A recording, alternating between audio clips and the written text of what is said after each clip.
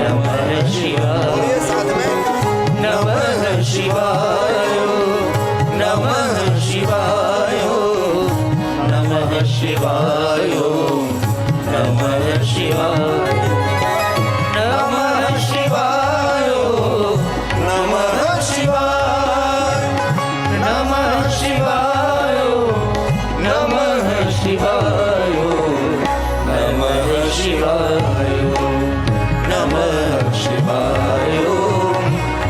નમઃ શિવાય નમઃ શિવાય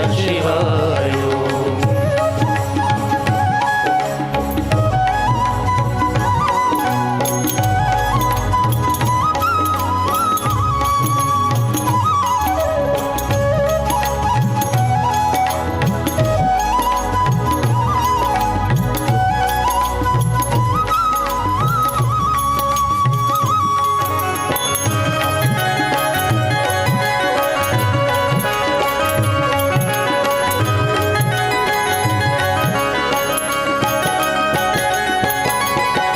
શિવાય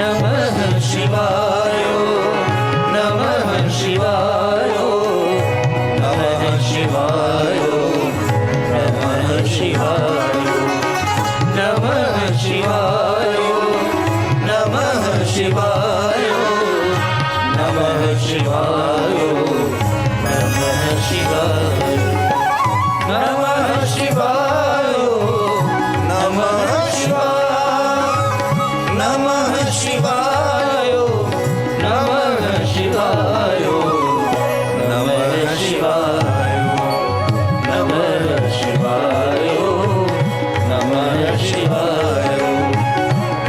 શિવાય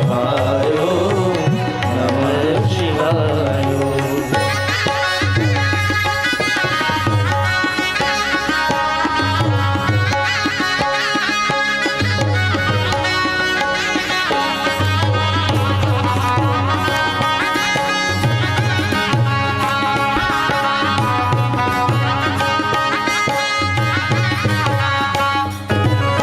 નમઃ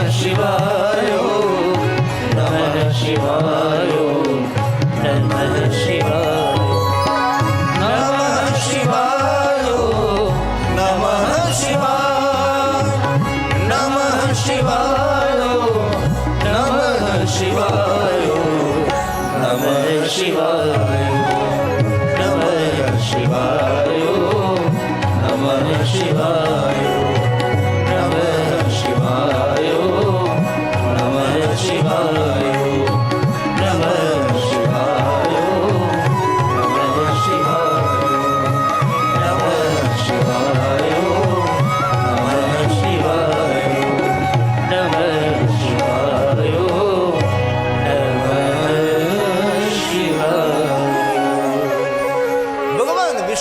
નારદજીને પંચાક્ષર મંત્રના જાપ કરવાનો કહ્યું. પ્રશ્ન એ થાય કે આટલો સરળ મંત્ર શા માટે?